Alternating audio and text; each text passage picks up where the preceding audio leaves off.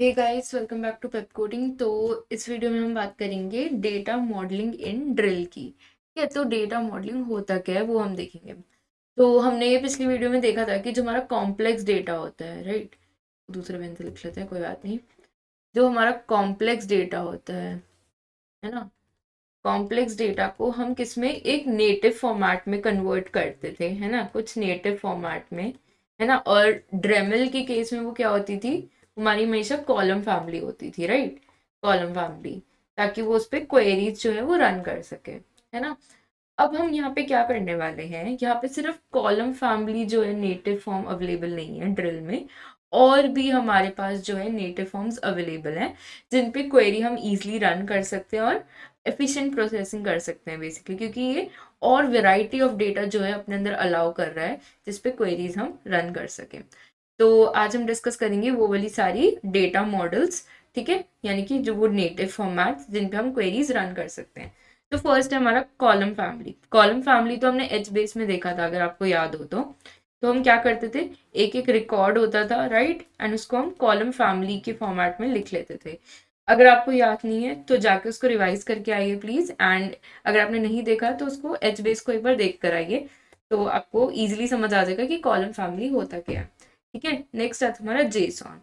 And I hope आपको JSON तो पता ही होगा, जावास्क्रिप्ट ऑब्जेक्ट नोटेशन इसकी फुल फॉर्म है, राइट, है ना, जेसॉन की।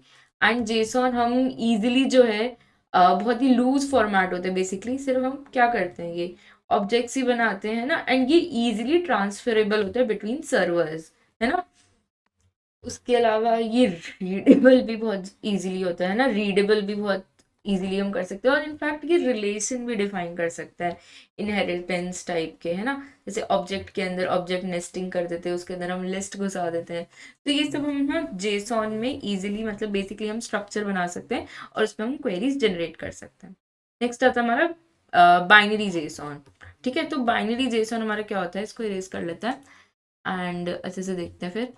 ठीक है, तो बाइनरी जेसॉन क्या होता है हमारा, बाइनरी जेसॉन हमारा एग्जैक्ट कॉपी ऑफ जेसॉन ही है, लेकिन बाइनरी फॉर्मेट में। ठीक है, मतलब डेटा जो होता है वो हमारे किस फॉर्मेट में स्टोर होता है, बाइनरी फॉर्मेट में। तो ये सब जब हम बात करें ना, ये हमारे स्कीमा फ्री वाले हैं, राइट, ये हमारे स्कीमा फ्री वाले मॉडल्स हैं। ठीक है, इनमें कोई रिलेशन नहीं होगा डेटा में, बेसिकली कुछ हम रिलेशनशिप नहीं डिफाइन कर पाएंगे, यानी स्ट्रक्चर्ड नहीं होगा। ठीक है, और ये हम बेसिकली जो अनस्ट्रक्चर्ड डेटा है उनके लिए हम ये सारी फॉर्मेट्स जो है, मॉडल्स जो है वो यूज़ करते हैं। ठीक है, तो अब बाइनरी जेसॉन क्या होता है, बाइनरी जेसॉन कुछ नहीं है, एग्जैक्ट कॉपी है हमारा जेसॉन का ही। ठीक है, एंड बस बाइनरी फॉर्मेट में होता है और इजीली प्रोसेसेबल होता है। ठीक है, प्रोसेस करना बहुत ईजी होता है, बस यही होता है बाइनरी जेसॉन। ठीक है, एग्जैक्ट उसी की कॉपी है। नेक्स्ट आता है हमारा स्कीमा बेस्ड मॉडल्स। ठीक है, यानी कि जो हमारी स्ट्रक्चर डेटा उनकी जब हम मॉडल्स बनाते हैं तो उनमें से क्या है, एवरो। तो एवरो क्या होता है हमारा, एवरो हमारा जो होता है वो एक फॉर्मेट ही होता है बेसिकली, एक मॉडल जो कि हडूप इकोसिस्टम में डेटा ट्रांसफर के काम आता है। जैसे कि जेसॉन जो होता है, हम जब जेसॉन बनाते हैं तो हम बिटवीन सर्वर्स जो होता है वो इजीली ट्रांसफरेबल होता है, राइट, जेसॉन फाइल्स, है ना। लेकिन एवरो जो हडूप इकोसिस्टम है उसके बीच में जो हमारे कंपोनेंट्स है हडूप इकोसिस्टम के, ठीक है, उनमें जो इजीली ट्रांसफरेबल फाइल होती है उसको हम एवरो बोलते हैं। ठीक है, एवरो ये भी अपाचे का ही प्रोडक्ट है। नेक्स्ट आता है सीएसवी। सीएसवी तो आपको पता ही है, कॉमा सेपरेटेड वैल्यूज, है ना, इसको तो हम डिस्कस नहीं करेंगे क्योंकि ये भी हमारा स्कीमा बेस्ड मॉडल ही होता है। ठीक है, तो हमने स्कीमा बेस्ड और स्कीमा फ्री मॉडल्स जो हैं वो डिस्कस कर लिया। अब हम डिस्कस करेंगे कि हमारे फाइल फॉर्मेट्स कौन कौन से अवेलेबल होते हैं। ठीक है, तो फाइल फॉर्मेट्स हमारे मल्टीपल फाइल फॉर्मेट्स जो होते हैं इसमें हम प्रोसेसिंग के लिए दे सकते हैं। कॉम्प्लेक्स डेटा तो दे ही सकते हैं बहुत सारे, जो कि रीडेबल ही नहीं होते हमसे, है ना, जैसे लॉग फाइल्स हो गई एंड मल्टीपल डेटा आइटम्स। ठीक है, ट्वीट्स हो गए जो कि प्रोसेसिंग की बहुत रिक्वायरमेंट होती है उनको, है ना। और उसके अलावा हम JSON, JSON as it is दे सकते हैं, पीएसवी फाइल दे सकते हैं, पाइप सेपरेटेड वैल्यू, टीएसवी दे सकते हैं, सीएसवी दे सकते हैं, पैरक्वेट वाली वैल्यूज फाइल दे सकते हैं। तो ऐसे बहुत सारे फाइल फॉर्मेट्स जो हैं जो इसमें अवेलेबल हैं जिनको हम दे सकते हैं। यानी कि ये जो हमने फ्लो चार्ट देखा था ना, कॉम्प्लेक्स डेटा वाला, नेटिव वाला, एंड देन उसको हम किस में ला रहे थे, बेसिकली कोई नेटिव फॉर्म में ला रहे थे, है ना, नेटिव फॉर्म में जो हम ला रहे थे। तो ये नेट जो ये कॉम्प्लेक्स वाला डेटा है ना, हम उसकी बात करें कि कौन कौन सा कैसा किस टाइप का कॉम्प्लेक्स डेटा जो है हम इधर डाल सकते हैं फॉर क्वेरिंग। ठीक है, वो हमने बात कर ली। तो बहुत सारे हम फाइल फॉर्मेट्स जो है यहाँ पे डाल सकते हैं। ठीक है, नेक्स्ट आता है हमारा कि यहाँ पे हम कौन कौन सी क्वेरी लैंग्वेजेस जो हैं वो यूज़ कर सकते हैं। क्वेरी लैंग्वेजेस कौन कौन सी इधर हम यूज़ कर सकते हैं। तो क्वेरी लैंग्वेजेस हम यहाँ पे एक तो अपना DQL होता है हमारा, DRQL बेसिकली। ठीक है, तो DRQL क्या होता है हमारा, drill query language. How obvious right, है ना। जैसे SQL वैसे ड्रिल क्वेरी लैंग्वेज। तो ड्रिल क्वेरी लैंग्वेज जो होती है वो हम बेसिकली स्ट्रक्चर्ड डेटा पे बहुत इजीली लगा सकते हैं, है ना। उसके अलावा हम मोंगो डीबी की जो हमारी क्वेरी लैंग्वेज होती है उसकी कोई स्पेसिफिक क्वेरी लैंग्वेज नहीं होती, बट स्टिल जिस तरीके की हम उस पर फंक्शनैलिटीज़ और APIs लगा सकते हैं उसी तरीके से हम अपने इस पे भी लगा सकते हैं। अपाचे ड्रिल की जो डेटा हमारा नेटिव डेटा आता है वो वाली, ठीक है, मोंगो डीबी वाली। तो ये सारा हमारा था अबाउट हमारा जो हमने डेटा मॉडल देखा, उनकी क्वेरी लैंग्वेजेस देखी, एंड हमने ये डेटा स्कीमा बेस्ड और स्कीमा फ्री वाले में भी डिफरेंस देखा। ठीक है, तो हमने डेटा मॉडल्स देख लिए। अब हम बात करेंगे डेटा आर्किटेक्चर के बारे में। ठीक है, आर्किटेक्चर ड्रिल में कैसा होता है। तो चलिए चलते हैं नेक्स्ट पेज पे। तो आर्किटेक्चर के बारे में बात करते हैं। तो जिस तरीके से हमने कैसांड्रा देखा था, अगर आपने कैसांड्रा की वीडियो नहीं देखी है तो उसको एक बार देख कर आइए। कैसांड्रा हमने देखा था कि वो मास्टर स्लेव वाला जो हमारा स्ट्रैटेजी है वो नहीं फॉलो करता, है ना। मास्टर स्लेव नहीं फॉलो करता, उसी हिसाब से हमारा ड्रिल जो है वो भी फॉलो नहीं करता है। ठीक है, यहाँ पे कोई स्पेसिफिक मास्टर नहीं होता जो कि सब कुछ असिस्ट करे या एडमिनिस्टर करे। ठीक है, तो जैसे कि हमारा कोई क्लाइंट आता है क्वेरी लेके, और ये ऑब्वियसली हमारा डिस्ट्रीब्यूटेड सिस्टम, वो तो हम पहले डिस्कशन कर चुके हैं राइट। जैसे कि हमने HDFS देखा था, HBase देखा था, सब डिस्ट्रीब्यूटेड सिस्टम ही फॉलो कर रहे थे। इसी तरीके से हमारा ड्रिल जो है वो भी डिस्ट्रीब्यूटेड सिस्टम ही फॉलो करता है। अब ये क्लाइंट जो है वो क्वेरी लेकर आएगा, ठीक है, तो वो किसको अप्रोच करेगा, जू कीपर को। ठीक है, एंड जू कीपर जो है वो ड्रिल बिट हमने देखा था ना कि जैसे कि नेम नोड के हमारे क्या होते थे, वो डेटा नोड्स होते थे राइट। डेटा नोड्स इसी तरीके से हमारे ड्रिल बिट होते हैं जो कि हमारे इंडिविजुअल क्वेरी इंजन्स होते हैं जो कि क्लस्टर में रह के पूरी क्वेरी परफॉर्म करते हैं। ठीक है, तो जू कीपर तो हमारा पूरा हडूप इकोसिस्टम ही मैनेज करता है ना। तो ये स्पेसिफिकली ऐसे नहीं है कि इनका मास्टर है राइट, ये इनका स्पेशली मास्टर नहीं है कि पूरा हडूप इकोसिस्टम ही मैनेज करता है। ठीक है, तो जू कीपर तो क्लाइंट जो है अपनी क्वेरी रिक्वेस्ट लेकर आएगा, तो जू कीपर जो है उसने कैच करी राइट, तो वो एक ड्रिल बिट को असिस्ट करने को बोलेगा कि तुम जाओ और इससे क्लाइंट से बात करो और देखो कि क्या क्या प्रोसेसिंग करनी है। ठीक है, तो जो ड्रिल बिट है ना, अब क्लस्टर ऑफ ड्रिल बिट्स हैं यहाँ पे। अब जिस ड्रिल बिट को रिस्पॉन्सिबिलिटी मिलने वाली है उसको हम क्या बोलने वाले, फोरमैन बोलेंगे। ठीक है, फोरमैन ड्रिल बिट। ठीक है, जिसको रिस्पॉन्सिबिलिटी मिल गई कि उसको क्लाइंट से है जो है कम्युनिकेट करना है, सब कुछ असिस्ट करना है। ठीक है, तो ये फोरमैन ड्रिल बिट होगा। अब ये जो फोरमैन ड्रिल बिट होगा ना, इसी की रिस्पॉन्सिबिलिटी होगी कि ये अपनी क्लाइंट की क्वेरी ले, ठीक है, एंड सब कुछ डेटा फ्लो वगैरह सब कुछ मैनेज करे ताकि एफिशिएंटली कॉस्ट इफेक्टिवली जो है प्रोसेसिंग हो पाए। ठीक है, तो अब हम जरा एक फोरमैन ड्रिल बिट की जरा रिस्पॉन्सिबिलिटीज देखते हैं कि कैसे कैसे वो प्रोसेसिंग करने वाला है बेसिकली। ठीक है, तो चलिए तो ये जो है ये हमारा फोरमैन ड्रिल बिट जो कि क्लाइंट से हमारा जो है रिक्वेस्ट कैच कर चुका है। ठीक है, तो उसमें भी कुछ ऐसे स्पेसिफिक स्टेप्स होंगे। अब हम डायरेक्टली क्वेरी लेके जाके सीधा डेटाबेस पे तो नहीं जा सकते ना, कि जाए हम और बोले कि चलो क्वेरी जनरेट करते, नहीं, हमें स्पेशल कुछ प्लानिंग करनी पड़ेगी, कुछ स्टेप्स हमें प्लान करने पड़ेंगे राइट।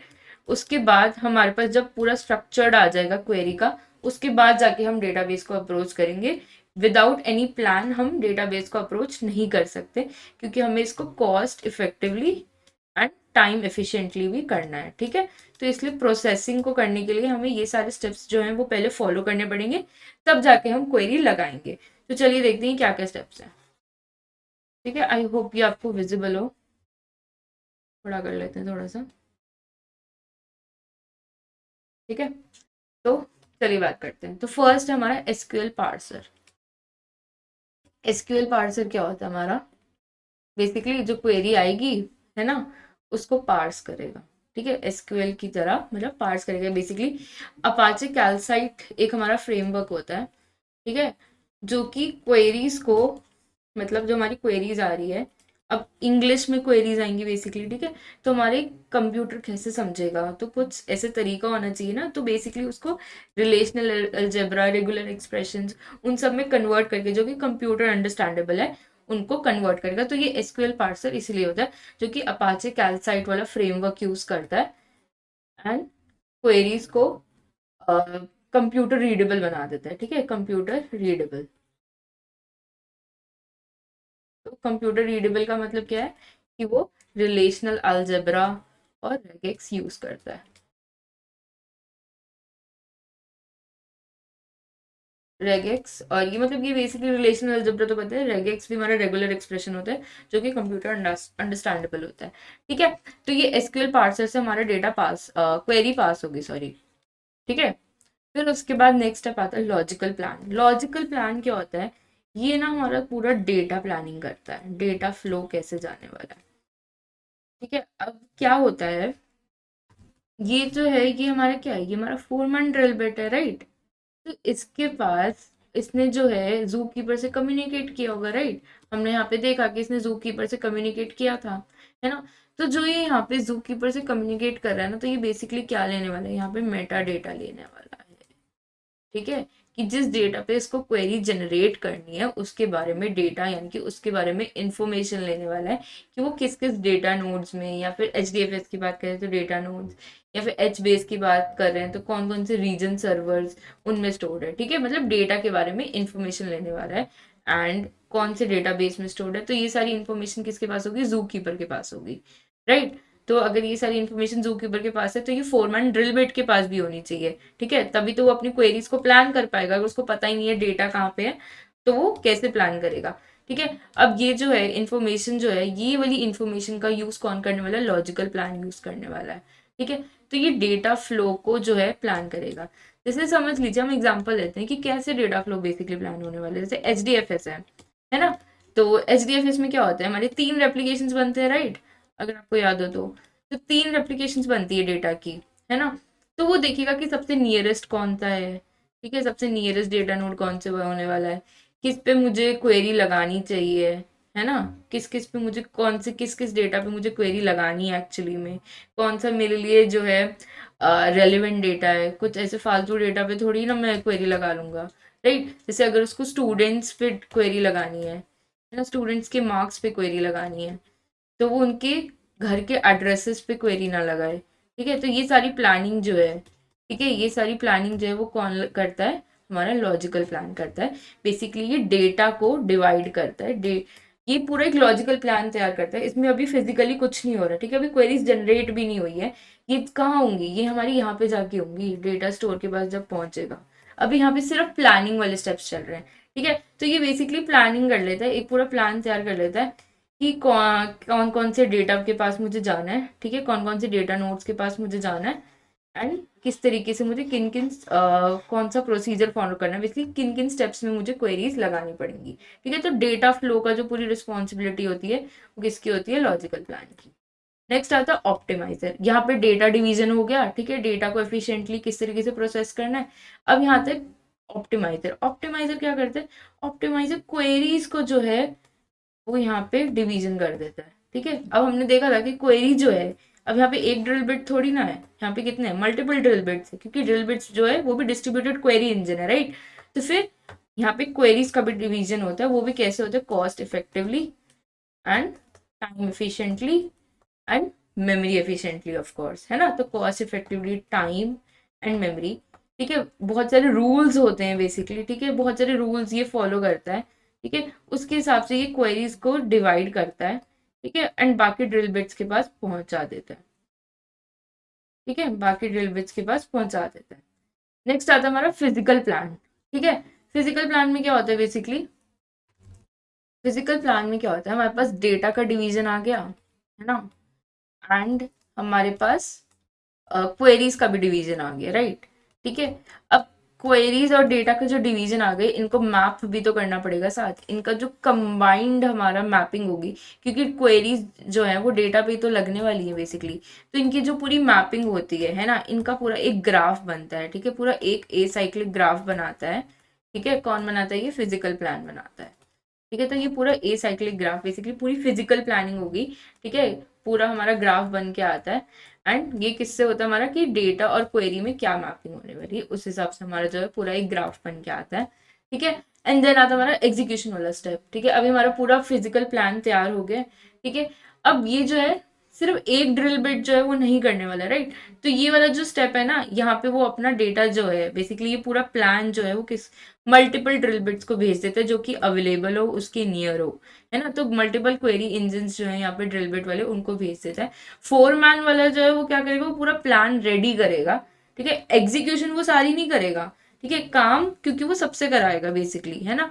बाकी ड्रिल बिट्स को इन्फॉर्मेशन भेज देगा और बोलेगा कि तुम अपना एसक्यूएल इंटरफेस क्रिएट करो एक, ठीक है, और अपने डेटा स्टोर के पास जाओ और जो डेटा नोड्स या फिर जो तुम्हें डेटा फ्लो अलॉट हुआ है, ठीक है, जो डेटा नोड्स तुम्हें अलॉट हुए वहां पे जाके अपनी ये वाली क्वेरी जो है एग्जीक्यूट करो, ठीक है। अपना एसक्यूएल इंटरफेस बनाओ और इस पे जाके जो है क्वेरीज जनरेट करो, ठीक है। तो ये सारा काम जो है drill bit, format drill bit, ये बाकी ड्रिल बिट्स को जो है अलॉट करेगा।